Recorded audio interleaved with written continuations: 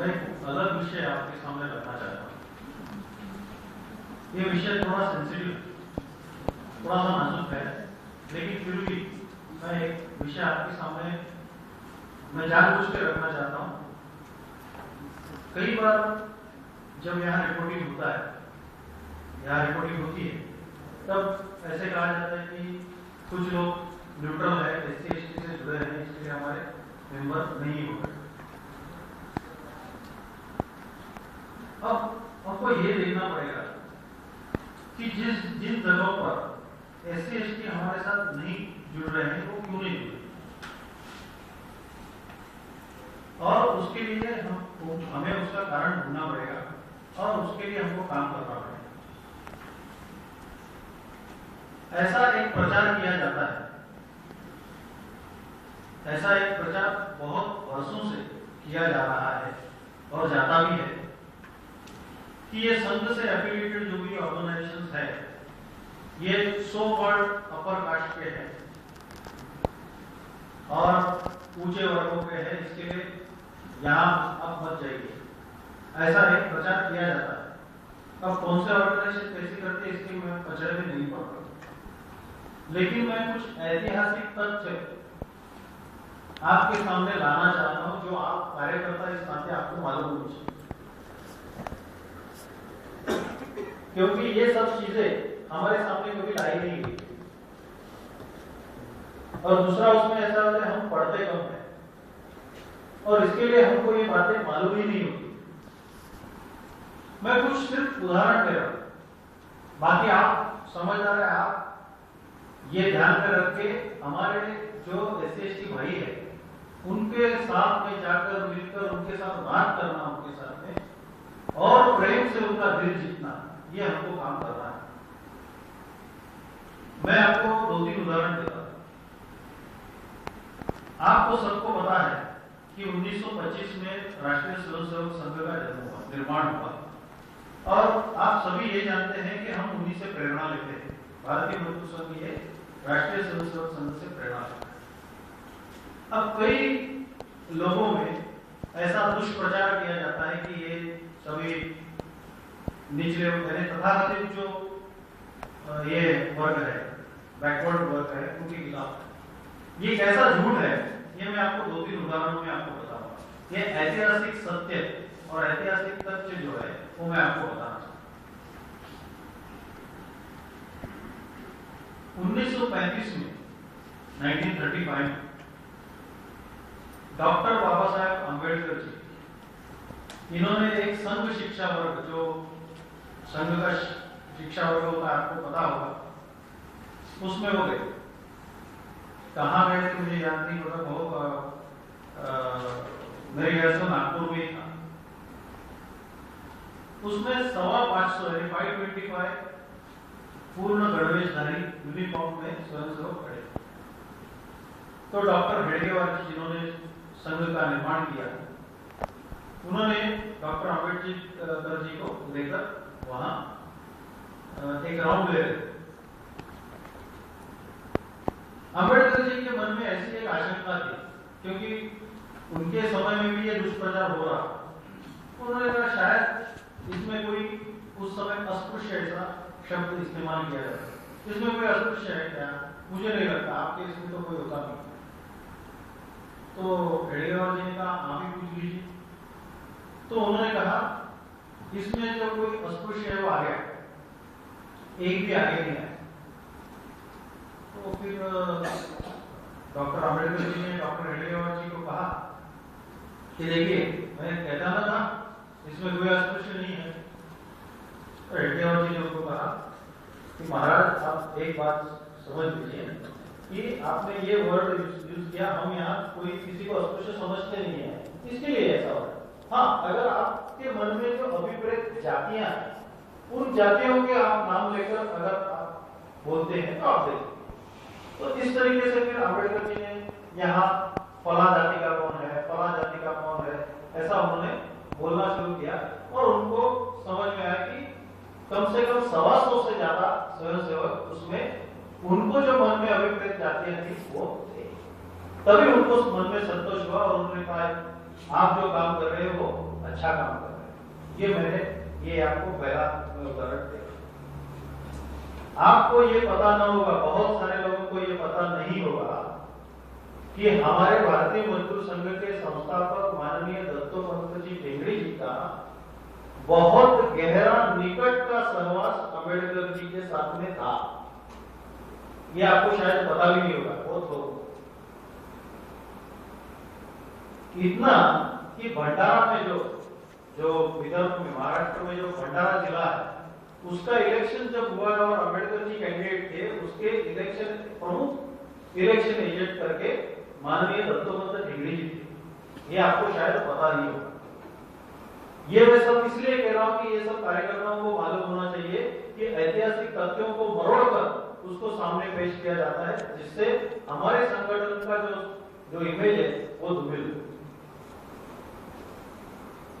1935 में ही अम्बेडकर जी ने एक मंशा जाहिर की थी कि मैं हिंदू धर्म में नहीं रहूंगा, मैं धर्मांतर करूंगा। लेकिन फिर भी उन्होंने उसके लिए 21 साल के बाद में उन्होंने धर्मांतर किया, यानी बौद्ध धर्म का स्वीकार उन्होंने 1956 में किया। ये तो आपको सबको पता है। 1953 में दत्तोपंत जी और अम्बेडकर जी साथ साथ में ही काफी दिन रहे हैं। तो उन्होंने एक बात उनसे पूछी, ठेंगड़ी जी ने अम्बेडकर जी से पूछी। ठेंगड़ी जी ने कहा कि हम ये मानते हैं कि पिछले यानी इतिहास में जो दलित वर्ग है उनके ऊपर बहुत अत्याचार हुआ है, ये बात सही है। लेकिन हम कुछ युवा लोग ऐसे हैं कि जो इस सब को बदलना चाहते हैं और इस समाज को संगठित करना चाहते हैं। तो अम्बेडकर जी को मालूम था, उन्होंने तुरंत उससे पूछा, यू मीन आरएसएस? ऐसा उन्होंने इंग्लिश में पूछा। तो उन्होंने कहा yes, I am referring to RSS. तो उन्होंने उनको कुछ सवाल किए, अम्बेडकर जी ने उनको कुछ सवाल किए। उन्होंने पूछा, संघ के कितने स्वयंसेवक अभी होंगे, आप बताइए। तो ठेंगड़ी जी ने कहा, मुझे इतना तो मुझे पता नहीं है कि कितने स्वयंसेवक। 1953। तो उन्होंने कहा, भाई प्रेस कॉन्फ्रेंस की तरह मेरे साथ बात मत कीजिए, कितना है आप बताइए। तो ठेंगड़ी जी ने कहा कि मुझे सब कुछ मालूम है। तो अम्बेडकर जी ने कहा, मैं आपको बताता हूँ कितने। वो जानकारी रखते थे। उन्होंने कहा 27-28 लाख स्वयंसेवक आपके इस समय है। उन्होंने कहा कि अम्बेडकर जी ने आगे ये कहा कि 1925 में आपका संघ का निर्माण हुआ और 27-28 साल में आपने 27-28 लाख लोगों को इकट्ठा किया। ये काम आपने बहुत अच्छा किया है, लेकिन पूरे समाज को साथ में लाने के लिए आपको काफी साल लगे। मुझे ये पता है, उनके आप शब्द नोट कीजिए। उन्होंने कहा कि मुझे पता है कि आप लोगों ने, संघ ने इन सभी बातों का बारीकी से अभ्यास किया है और आपका जो मार्ग है वो सही है, लेकिन मुझे इतना समय नहीं, क्योंकि वो एक महापुरुष थे। वो जानते थे शायद कि अपना समय नजदीक आया है, क्योंकि 1953 की मैं बात कर रहा हूं। तो उन्होंने ये कहा कि मेरे पास उतना समय नहीं है, जाते जाते मैं अपने समाज को कुछ संदेश देकर जाना चाहता हूं और इसके लिए आपका मार्ग सही होते हुए भी मुझे कोई अलग मार्ग अपनाना पड़ रहा है। ये उन्होंने उनको कहा। ये 1953 की बात। उसके पहले का और एक उदाहरण मैं दूंगा, मैं हमारा वक्तव्य समाप्त करूंगा। और एक बात ऐसी हुई है जो मैंने उल्लेख किया कि भंडारा में इलेक्शन था। तो भंडारा में इलेक्शन होने के पहले मुंबई में एक इलेक्शन था जिसमें अंबेडकर जी खड़े थे। उस समय ऐसी एक पद्धति थी कि एक कॉन्स्टिट्यूएंसी में से दो लोगों को चुन के देना, एक जो सो कॉल्ड बैकवर्ड क्लास का और एक सो कॉल्ड अपर क्लास का ये करना। और उसमें ऐसा होता था कि हर एक ने दो वोट देने हैं, एक फर्स्ट प्रेफरेंस वोट और एक सेकंड प्रेफरेंस वोट, ऐसा उनको देना था। तो मुंबई में जो इलेक्शन हुई उसमें ऐसा अंबेडकर जी हार गए, वो इलेक्शन मुंबई की वो हार गए। तो उन्होंने एनालिसिस किया तो उनको ये समझ में आया कि जो दलित वर्ग का वोट है वो तो मुझे मिला, लेकिन जो सो कॉल्ड अपर कास्ट के जो वोट है वो मुझे नहीं मिले। लेकिन कॉन्ट्ररी जो अशोक मेहता जो खड़े थे, उनको सोकॉल्ड अपर कास्ट के तो मिले ही, लेकिन इनके कारण, अम्बेडकर जी के कारण उनको उसके भी मत मिले और इसके कारण वो चुन के आए, लेकिन ये चुन के नहीं है। मेहता जी ये समाजवादी पार्टी के थे और ये अम्बेडकर जी ये समझते थे कि हमारी जो नेचुरल है ये समाजवादी पार्टी हो सकती है उस समय की। इस समय की समाजवादी पार्टी के मैं बात नहीं कर रहा, उस समय की समाजवादी पार्टी कोई अलग थी। उसके बाद में भंडारा के इलेक्शन आए, तो भंडारा में इलेक्शन आने के बाद में जो संघ का जो पूरा ये था, समूह था, राष्ट्रीय स्वयंसेवक संघ का, वो अम्बेडकर जी के लिए काम कर रहा था। उस समय एक बहुत बड़ा डिस्कशन उन कार्यकर्ताओं के बीच में हुआ। मुंबई का जो उदाहरण था उसको लेकर उनका ये डिस्कशन हुआ और उन्होंने एक फैसला ऐसा किया कार्यकर्ताओं ने कि हम हमारा दूसरा मत जो है वो जला देंगे। जला देंगे का विदर्भ में मतलब ऐसा होता है कि हम दूसरा मत डालेंगे, सेकंड प्रेफरेंस वोट देंगे, तो फिर क्या होगा कि अम्बेडकर जी जीत जाएंगे। ऐसा कुछ इलेक्शन का कैलकुलेशन। ये जब अम्बेडकर जी को पता चला, उन्होंने कार्यकर्ताओं को डांटा। उन्होंने कहा ये संविधान मैंने लिखा है और उसमें हर एक को वोटिंग का मैंने ये दिया है, मैं हार गया तो भी चलेगा, लेकिन आपको सेकंड प्रेफरेंस का वोट देना ही होगा। ये उनका बड़ापन था। देखिए अभी आगे कैसा हुआ, तो फिर अब करेंगे। तो फिर किसी कार्यकर्ता ने कहा कि भाई हम लोग सोकॉल्ड अपर कास्ट के किसी और व्यक्ति को हम खड़ा करते हैं, तो फिर हमारा कोई आदमी जो सोकॉल्ड अपर कास्ट का है तो उसको हम खड़ा करते हैं, ताकि फिर डिवीजन बराबर होगा और फिर अम्बेडकर जी भी जीतेंगे और वो जो हमने खड़ा वो किया है वो भी जीतेंगे।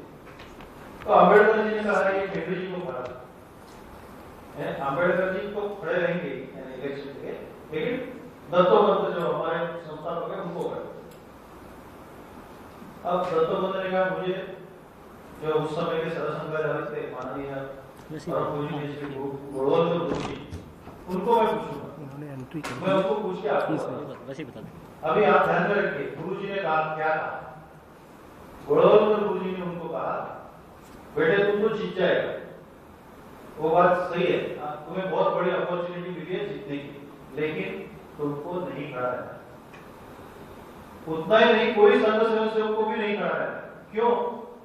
क्योंकि अगर इलेक्शन कॉन्टेस्ट करते हो और संघ स्वयंसेवक चाहे कितना जी जान से अम्बेडकर जी के लिए प्रचार करते हैं, लोग तो यही कहेंगे कि वही ये हेनरी जी थे इसलिए उन्होंने इलेक्शन में जाना है। उससे अच्छा आप हमारे में से संघ स्वयंसेवक कोई खड़ा नहीं रहेगा और फिर आप अम्बेडकर जी के लिए जी जान से आप ये प्रचार कीजिए। उस समय हमारे संघ स्वयंसेवक के पूरे जी जान से ऐसा ही हुआ कि उन्होंने हेनरी जी को या किसी और संघ स्वयंसेवक को खड़ा रहने नहीं दिया। ये संघ ने कॉन्शियसली डिसीजन लिया और उसके बाद में फिर भी अम्बेडकर जी हार गए। लेकिन जब उन्होंने फिर से एनालिसिस किया तभी उनको पता चला कि सो कॉल्ड बैकवर्ड क्लासेस के वोट के साथ साथ बहुत सारे जो सो कॉल्ड अपर कास्ट के वोट है ये हमको मिले हैं। इससे उनको संतोष हुआ और उन्होंने कहा कि पहले जो मेरे मन में था कि ये सामाजिक अभिसरण जिसको कहते हैं कि जो कॉम्पैटिबिलिटी होनी चाहिए इस समाज में, जो समरसता होनी चाहिए, उसके तरफ ये कदम आगे बढ़ते हैं। ये मैंने तीनों उदाहरण इसलिए दिए कि बार बार ये दुष्प्रचार किया जाता है। हमको जब मैं कहता हूँ जिसको बिरबल की जो रेखा होती है ना कि दूसरे की काटनी नहीं है, हमको सिर्फ हमारी रेखा बड़ी है ये हमको पता नहीं है। कोई भी दुष्प्रचार का उत्तर दुष्प्रचार से नहीं देना है, लेकिन हमारे जो ऐतिहासिक तथ्य है इसको हमको अगर जैसे मौका मिले जानबूझ के हमको ये आप सुनो करके बात बोलने की जरूरत नहीं। देखिए ऐसे कोई बात होती है तो ये जो ऐतिहासिक तथ्य है हमारे कार्यकर्ताओं को मालूम होना चाहिए। इसके लिए मैंने ये 3 उदाहरण आपके सम्मुख रखे। उसका कैसे कैसे ये करना है वो आप सही तरह से जानते हैं ऐसा मैं समझता हूँ। मुझे ऐसा लगता है कि ये ऑर्गेनाइजेशन नोएडा की ये सर्वसमावेशक होनी चाहिए और इसके लिए हमको दिल से काम करना चाहिए और प्रेम से काम लेना चाहिए। धन्यवाद।